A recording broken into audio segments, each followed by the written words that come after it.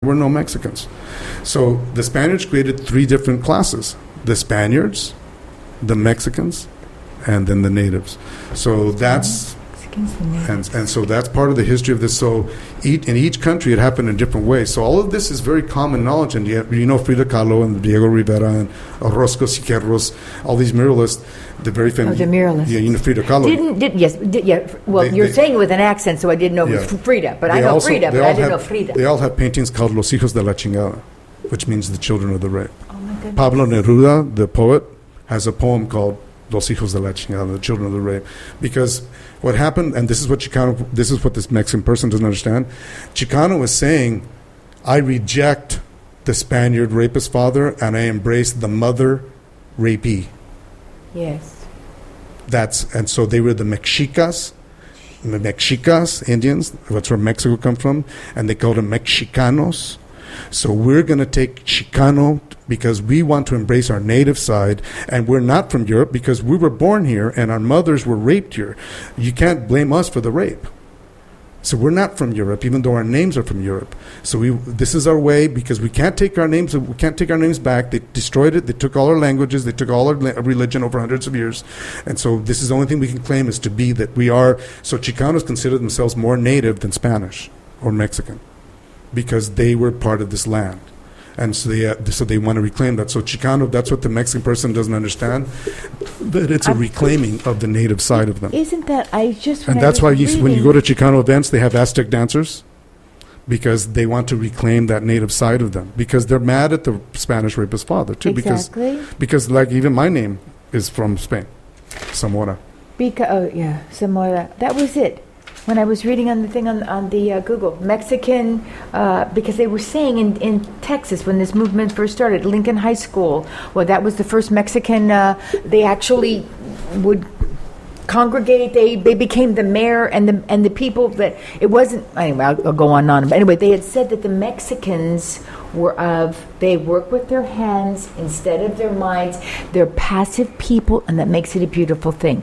And that's racism. Obviously, it's racism. Right. But if you think about it now, I've heard it said, and I've made these comments.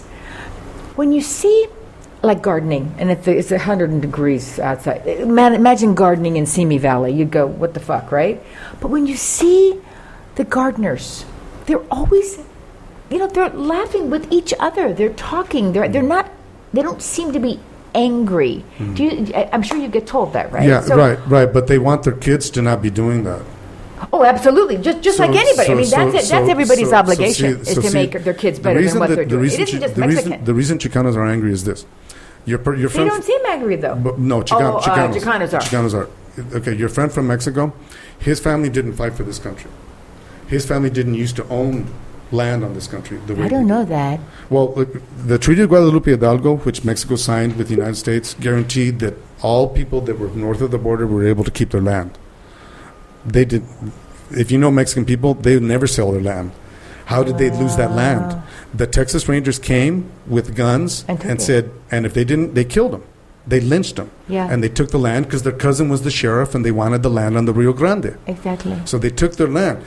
In California, it was Mexican. All of this. We're all Mexico, right? So then they took the land from us. Then we pay taxes on land we don't own anymore. Yes. Then we fight for the country. People don't know this. Yes. You may not know this. In the Congressional Medal of Honor winners, Latino Congressional Medal of Honor winners, there's one that won it in the U.S. Revolutionary War fighting with America against England. A Mexican American won that medal. In the Civil War, two, a Spanish American and a Cuban American won that medal fighting for the North. And in the Vietnam War. Massive. There was one gentleman, I forget his name, but they wouldn't let him be, he was a, Purple Heart in the Vietnam War. They wanted him to be buried at Arlington Cemetery, and they wouldn't let it happen. Except that's when Lyndon Johnson came in. This was before Kennedy was in the 1960s, and got him buried there. So again, nothing against the person from Mexico, but see, that's not our history. See, so he doesn't understand our history. So they took our land. I don't know about that. No, they took our, because otherwise he would understand why Chicano was not obsolete. Well, it is used now. It's obsolete. No, I don't have people walking around saying he's Chicano. Sure. Richard Montoya, all of Culture Clash, and all the people that go to Culture Clash, they'll say they're Chicano. People that came that night, most of them call themselves Chicano. Chicano. Yeah, Okay. they do. It's just that you're not around. A certain age range. Sure, the kids. How about somebody in their 20s? No, Do the they do kids that, are 25? embracing it even more. The more Trump does it to them, the more they're embracing it. Because Chicano is to stand up. Yes. It's also political. It's to stand up. Yes. So again, back to my point. Sorry. So the person from Mexico, if they fight for a country, they fight for Mexico. They get they serve in the forces in Mexico. Mm-hmm. Okay. So we own the land, we pay taxes on it, then we fought for the country, and then we don't get any of the benefits from all of that. Mm-hmm. And we get Sofia Vergara, nothing against immigrants, but they come here. They don't have that history here, fighting for this country, paying taxes, being part of this country, and they benefit from our fight. That's because they're from Spain. Well, no, because she's from South America. Or South America. But anyway, the others. And so, see, that's part of the problem. And see, also Puerto Ricans, because we're not different. Puerto Ricans are citizens. Yes. If you're from Mexico, you're not a citizen. If you're Mexican-American, you're a citizen. But see, no one goes, the INS doesn't go to New York looking for Puerto Ricans because they're citizens. But me, a Chicano, if I'm in Arizona, even though I'm a citizen, they have the right to pull me over, and I have to prove that I'm a citizen. Really? Yes. I didn't realize And that so, about Mexicans. so Puerto Ricans don't have to go through that. And here's Cuban American. All Mexicans Cuban have Americans to. have to do is land on Miami Beach and say, "Hijo de puta Castro, I hate Castro," citizen. But I see, that's what I mean. So that's a lot different. I possibly digress, but I mean, it's the same with like an actor. We feel like if you're trained in New York or from New York, casting directors in LA will see you more. I mean, if I had to do it all over again, I would have gone to New York first. Or Ted and I, when we watch TV on all the series that we all love, we sit there and go, okay, who do you think is like English? And we try to pretend, who is English? Because it would be at least 80% of those actors are Walking Dead, people from the South, people that, they're from Atlanta. I mean, it's endless. And I can address that issue because it affects us even worse. Because that's something to get angry about. It affects us even worse too. Because here's what happens: do you see American actors in English movies? Yeah. Very rarely, though. Very, very rarely. And you know why? Well, because they protect their industry.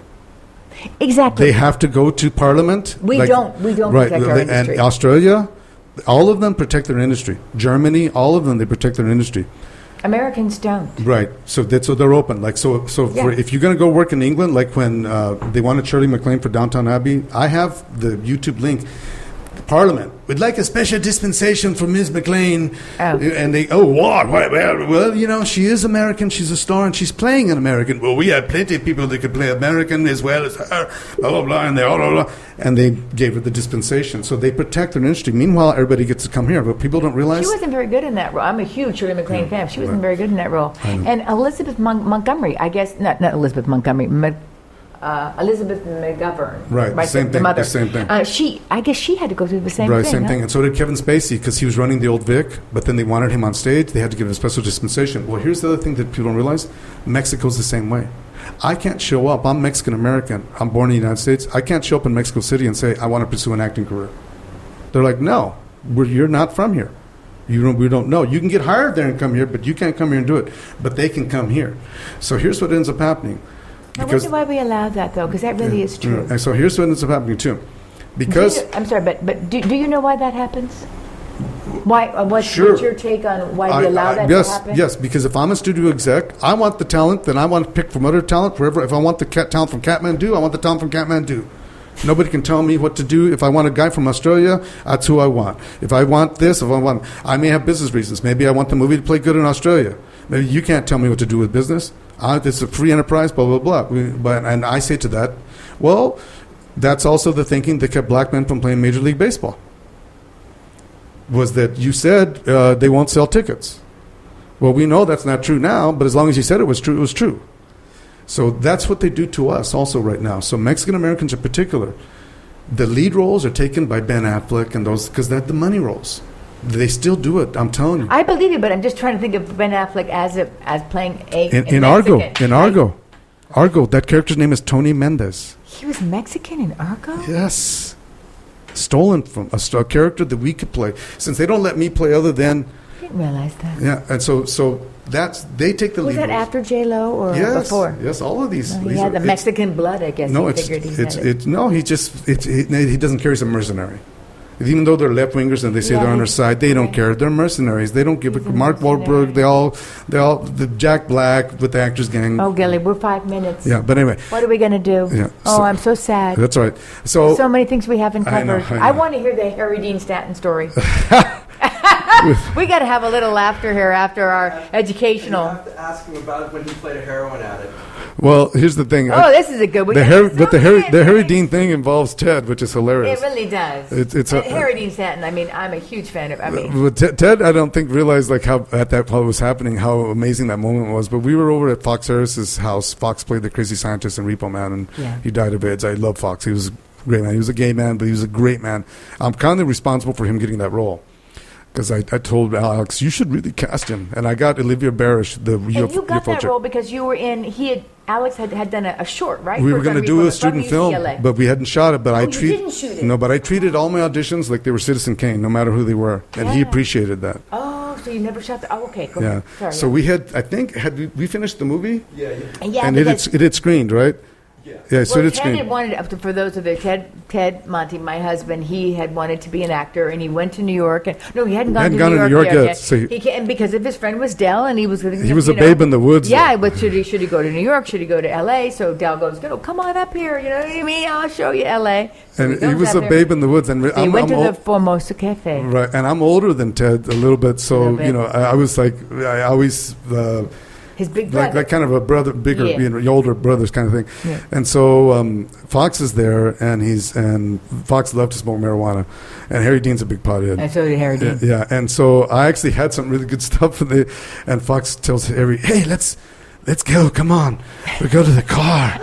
And Ted said it was like the ugliest. It was Harry's car, and it was like this old Chevrolet or this gold. Yeah, he set it on his mind because he hadn't been to L.A., so Ted probably thought, he's a movie star. He probably has a Rolls Royce or something. Well, right? he doesn't. Ted's kind of coerced into it. I go, come on, Ted, let's go. Yeah. So we all go down to, and what it was is Harry Dean didn't want to share it with anybody. He's like, no, I'll only get one hit. Let's go to my car. So we go to the car, and we're sitting in there, and Ted's next to me, and we're smoking. And Ted told me later that he thought, oh, God, I'm going to cry in hell. I'm going to burn in hell for this. Well, because Fox kept hitting on it. Yeah, well, Fox is like, you're really beautiful. And Ted got stiff and didn't know what to do. And what happened is Harry Dean and I are just laughing our ass off. He couldn't even see the air. Yeah, because it was like Cheech and thing. Yeah. And Fox was enjoying toying with him because Fox knew that he wasn't, that he wasn't gay. But Fox liked to do that. But he was like, you're really cute. You could probably make it. And Harry Dean was looking at me. We're just laughing. And so finally we got out. And I remember Ted was like traumatized. Ted was like, oh my God, I'm going to go to hell. Do I really have to suck his dick? Yeah. Famous? Yeah. And we all know some of those stories. I didn't see Ted for years. And then I saw him. Well, no, because he couldn't decide to go to New York or L.A. And after that experience, you didn't see he moved to New York. Well, I mean, he's for me. For years that I figured, he's not in business anymore. And then I saw him, and he then he was totally different. He goes, hey man, how you doing? And he was like, and I was like, oh, he's like a different guy. And he goes, yeah, I was in New York. I was like, oh shit, you're in New York. You've been trained well now. So. Yeah, he's been smoking dope, fucking chicks. Yeah. Up in his garret. So, but real quick, I do want to finish the story about my cousin. We're out of time, but why I was in my van. Why I was in my van. Oh. So my dad was this crazy guy. I want to know why you stayed in your van longer than you had to. So what happened was he was mad that I quit computers. Yes. And I had a Mercedes-Benz 450 SL, and I had a condo in Playa del Rey. Oh. And I liquidated everything in stocks. And again, the stupid me. I just thought you could show up Stella Adler's doorstep and go, here's the money. I didn't realize you had to audition. Thank God I didn't realize and how nervous I was. So I auditioned, and I remember all of them were nervous. And I was like, what's the matter with them? They're just figuring out where we're going to go, what class, or advanced or whatever. That's what I was thinking. And they paired me up on to come back with another woman. And she was all nervous and everything. And then so we did the scene, and she goes, you did great, I'm not in. And she goes, don't you realize if you get in, this is huge. They put your name in Variety and all this other stuff. I was like, really? And so sure enough, I went the next day and looked, and I got in. So Well, she loved men. Yeah, you had a little bit of a favoritism. Yeah. And she was always like, you're so pretty, you're so beautiful. Exactly, because I audited her. She was hard on women. She was really hard. And she was like going on. She goes, what was that actor's name? I can't think of it. She'd go on about, what was that actor's name? Oh, Marlon. Yeah, No, she can remember his name. I'm going, yeah, really, lady? But anyway. So I did all that, and my mom thought it was crazy. My mom's like, "Are you sure, son?" And I'm like, "I'm going to do this. I can do this, Mom. I'm really talented. Trust me, I know." And my father